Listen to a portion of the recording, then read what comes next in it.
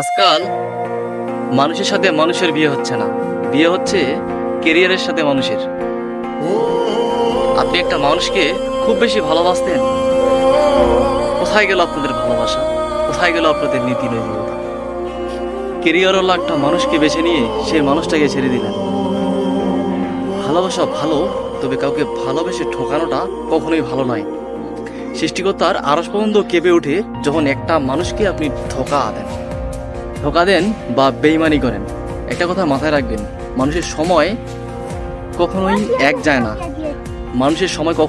না। মানুষ পরিবর্তনশীল। টাকা পয়সা একদিন সবারই হবে, সবাই প্রতিষ্ঠিত হবে।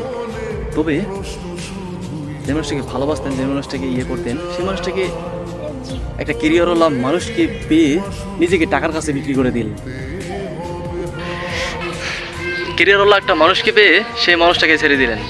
এবার নিজের কাছে আর কি বিচার করুন যে কোথায় গেল আপনাদের সেই নীতি নৈতিকতা, কোথায় গেল আপনাদের সেই।